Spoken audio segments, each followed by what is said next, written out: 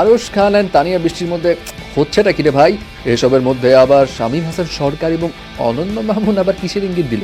হ্যাঁ ভাই, হ্যাঁ কথা বললাম, ওরা বললো যে ভাই এটা এটা পসিবল হবে না, কারণ হচ্ছে অনেক জায়গায় চলে গেছে, তো অনেকে রাইট ম্যানেজারে আছে, তো এতগুলো ভিডিও আসলে এগুলো এভাবে রিমুভ করতে পারবে না। মানে মানে ফেসবুক থেকে 90% রিমুভ করলেও হয়। কেন আফ্রিদি অনেককে ফোন করে ডিবি হারুনের সেই ভিডিওটা ডিলিট করার ব্যবস্থা করতে বলেছিল? এটা নিয়ে মুখ খুলল আফ্রিদি, সেই সঙ্গে আবার আরও কিছু ঘটনা শেয়ার করে দায় চাপালো হারুনের উপর। প্রথমেই আসি আরশ খানের কাছে। এখন আরশ খান আর তানিয়া বৃষ্টি নিয়ে তো কয়েকদিন ধরে খুব খোঁচাখুচি হচ্ছে। বিষয় হলো, তানিয়া বৃষ্টি বলেছিল গণমাধ্যমে মাঝখানে যে আরশ খানের সঙ্গে তার ভাই ব্রাদার টাইপ সম্পর্ক, আগে একসঙ্গে অনেক কাজ হতো, এখন কাজ হয় না, তাই ফ্রেন্ডশিপও নাই। এর প্রেক্ষিতে আরশ খান আবার ফেসবুকে পোস্ট দিয়ে লিখেছিল, পুসি ক্যাটস আর ভেরি ডেঞ্জারাস, যাকে ভালোবাসে তাকেই খামচে দেয়। বাট কাকে বলেছিল সেই বিষয়ে তিনি মুখ খুলেননি।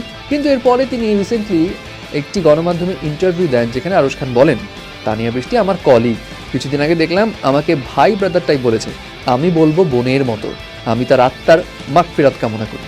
ব্যাস, আত্মার মাগফিরাত কামনা করি, এটা নিয়েই এরপর হলো কাণ্ড। যাই হোক, সেই ইন্টারভিউতে সে আরও বলে, আরশ খানের মা তার জন্য বিয়ের কথা ভাবছেন, মায়ের পছন্দে তিনি বিয়ে করতে চান এবং তিনি স্পষ্ট বলেছেন মা যে মেয়েকে পছন্দ করবেন তাকেই বিয়ে করবেন। এবং এরপর গতকাল আবার তানিয়া বৃষ্টি ফেসবুকে পোস্ট দিয়ে লেখেন, ইন্না লিল্লাহি ওয়া ইন্না ইলাইহি রাজিউন।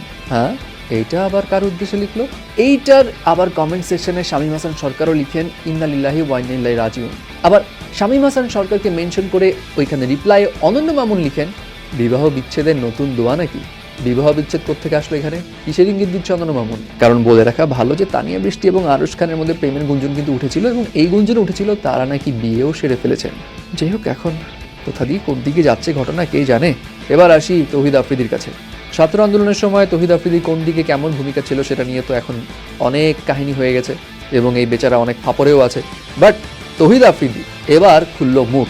সোশ্যাল মিডিয়াতে বিশাল এক পোস্ট দিয়ে তিনি বললেন কী কারণে তিনি চুপ ছিলেন এবং দায়ভারের অনেকটাই চাপালেন ডিবি হারুনের উপর। যদিও সেই পোস্টটা এখন আর নাই, ডিলিট হয়ে গেছে, বাট স্ক্রিনশট তো ভেসে বেড়াচ্ছে এবং গণমাধ্যমেও রিপোর্টস হয়েছে। তো সেইখানে তিনি যা বলেছেন সেটা হলো, বাংলাদেশে যখন কোটা আন্দোলন শুরু হয় তখন তিনি দুবাইতে ছিলেন, দেশের পরিস্থিতি তখন খুব খারাপ পর্যায়ে ছিল, তাই তৌহিদ আফ্রিদি সোশ্যাল মিডিয়াতে পোস্ট করেন যে আমি দেশে আসছি এবং কোটা আন্দোলনকারী ভাইদের পাশে দাঁড়াবো। এবং তৌহিদ আফ্রিদি লিখেন, এই পোস্ট করার পরও আমি তেমন কোনো সমস্যার সম্মুখীন হইনি। আমি যখন শহীদ আবু সাইদ ভাইয়ের ছবি আমার সকল আইডিতে পোস্ট করি, কিছুক্ষণ পর আমাকে ন্যাশনাল টেলিকমিউনিকেশন মনিটরিং সেন্টার থেকে জিয়াউল আহসান যে হচ্ছে সব গুমের ওস্তাদ, তিনি কল দিয়ে বলেন, তোমাকে একটা জিনিস জানাতে চাই, তুমি যে রাষ্ট্রবিরোধী পোস্টগুলো দিয়েছো এগুলো এক্ষুনি তোমাকে সরাতে হবে, তোমার সাথে কে কে যুক্ত এগুলোতে। আফ্রিদি লিখেন, এটা শোনার পর আমি সাথে সাথেই ফোন কেটে দিই। কিছুক্ষণ পরই আমাকে ডিবি হারুন কলে করে বলে, এই তুমি কাল কল কাটছো, তুমি জানো তুমি, তোমার বাবা, তোমাদের টেলিভিশন সব শেষ করে দিব, এখনই ওনাকে কল ব্যাক করো, যা বলে শোনো। আফ্রিদি বলেন, আমি ভয়ে পোস্ট ডিলিট করে দেই, আমার এখনো মনে আছে আমি সেদিন ভয়ে আমার পরিচিত কারোরই ফোন ধরিনি।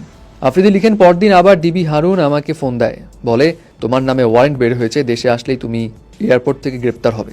এবং আফ্রিদি বলেন তখন, চাচা আমি তো পোস্টও করি নাই চাচা, আমার অ্যাডমিন করছে। আফ্রিদি লিখেন, যদিও পোস্টটা আমি করেছিলাম কিন্তু তখন ভয়ে আমি তাকে মিথ্যাটা বলি। এটা শোনার পর উনি আমাকে বলে, তোমার ওইসব অ্যাডমিন সরাও। এরপর ডিবি হারুন আফ্রিদিকে এটাও জানান, আফ্রিদি দেশে আইসাই তুমি আমার সাথে আগে দেখা করবা, তোমার নামে কিন্তু জঙ্গি মামলা হয়েছে। আফ্রিদি বলেন, বিদেশে থাকা অবস্থায় এই সব কিছু নিয়ে তিনি তার বাবার সঙ্গে কথা বলেন এবং তার বাবা আফ্রিদিকে বলেন, তোমার ফেসবুকে পোস্ট করা লাগবে না, তুমি দেশে আসো, দেশে এসে রাস্তায় নামো, তাহলে আর কোনো সমস্যা নাই। বাট আফ্রিদি যখন আসবে তখন থেকে শুরু হয়ে যায় বাংলাদেশের শাটডাউন, তাই তিনি আসতে পারেননি। পরে তিনি এসেছিলেন এবং পরে এসে তার সঙ্গে আরও কাহিনী ঘটে যায়। ন্যাশনাল টেলিকমিউনিকেশন সেন্টার থেকে আবার কল আসে, তাকে ইনফ্লুয়েন্সার ম্যানেজ করতে বলে, সরকারের পক্ষে পোস্টের জন্য তাকে ফোর্স করা হয়, যেগুলো আফ্রিদি লিখেন আর কি। এবং আফ্রিদি আরও লিখেন, ছাত্রদের বিপক্ষে তিনি কোনো ক্যাম্পেইনই করেনি এবং যেই ক্যাম্পেইন ছড়ানো হচ্ছে সেই ব্যাপারে তার কোনো আইডিয়াই নাই। তাকে ফোর্সফুলি কয়েকটা ছোটোখাটো ইনফ্লুয়েন্সারদের নিয়ে একটা মিটিং করানোর অ্যারেঞ্জ করতে বলা হয়েছিল, এটাই। এবং এরপর আফ্রিদি ডিবি হারুনকে নিয়ে আবার বলেন, বাংলাদেশে এসে যখন তিনি ডিবি হারুনের সঙ্গে সাথে সাথে দেখা করেননি, ঠিক সেই সময় ডিবি হারুন আফ্রিদিকে কল দেয় এবং বলে, তোমাকে দেখা করতে বলছিলাম না, তুমি দেশে এসে দেখা করলে না কেন? তোমার নামে যে মামলা হয়েছে এটা একটা ব্যবস্থা তো করতে হবে, তাই না? এসব কথা বলে ডিবি হারুন আফ্রিদিকে অফিসে ডাকে এবং যাওয়ার পরে ডিবি হারুন আফ্রিদির সঙ্গে মামলা নিয়ে শুরুতে কোনো কথা বলেনি, বরং ডিবি হারুনের যেই দুষ্টু ভিডিও ভাইরাল হয়েছিল সেই ভিডিওটা দেখিয়ে আফ্রিদিকে বলে এইটা ডিলিট করে দাও। আফ্রিদি জানায় যে সাইবার সিকিউরিটির সঙ্গে কথা বলতে, বাট ডিবি হারুন নাকি নাছর বান্দা এবং আফ্রিদিকে বলে তোমাকেই ডিলিট করতে হইব, এটা ডিলিট করে দাও, ব্যবস্থা করো। এবং আফ্রিদি যখন বলে যে এটা তো করা যাবে না, তখন আফ্রিদিকে নিয়ে কি আবার সেই মামলার কথা বলে জানায় তোমাকে কিন্তু যে কোনো মুহূর্তে গ্রেপ্তার করা যাবে। এবং এরপর ভয়ে আফ্রিদি লোক দেখানোর জন্য ডিবি হারুনের সামনেই কয়েকজনকে কল দেয়। এবং ইতিমধ্যে আপনারা জানেন যে সোশ্যাল মিডিয়া স্পেশালিস্ট ইমরান আফ্রিদির একটা কল রেকর্ডের ভিডিও ভাইরাল করে দেয়, যেখানে আফ্রিদি ইমরানকে বলে যে কিভাবে ডিবি হারুনের সেই ভিডিওটা ডিলিট করা সম্ভব। যাই হোক, তার মানে আফ্রিদি এখন যেটা বলতে চাচ্ছে সেটা হচ্ছে তিনি ডিবি হারুনকে জাস্ট লোক দেখানোর জন্য ডিলিট করতে বলেছিলেন আর কি, হোয়াট এভার। এবং আফ্রিদি এটাও বলে ডিবি হারুনের একটা চরম লেভেলের নেশা ছিল বিখ্যাত হবার। এবং আফ্রিদি বলে যারা ডিবি হারুনের সঙ্গে সখ্যতা করেছে বা ডিবি হারুনের সঙ্গে মেলামেশা করেছে বা সুযোগ সুবিধা নিয়েছে, তারা জানে ডিবি হারুন তাদেরকে কিভাবে বিভিন্ন সময় ব্যবহার করত এবং তাদেরকে নানাভাবে ভাত খাইয়ে ভিডিও ছেড়ে নিজে ফেমাস হওয়ার ট্রাই করতো। যাই হোক, এখন আফ্রিদি তো ডিবি হারুনকে উদ্দেশ্য করে তার মেসেজ ড্রপ করলো, বাট বোধহয় তার এই মেসেজটা সবাই ঠিকমতো এখনও হজম করতে পারেনি, যার কারণেই আলটিমেটলি আফ্রিদিকে এই পোস্টটাও ডিলিট করতে হয়।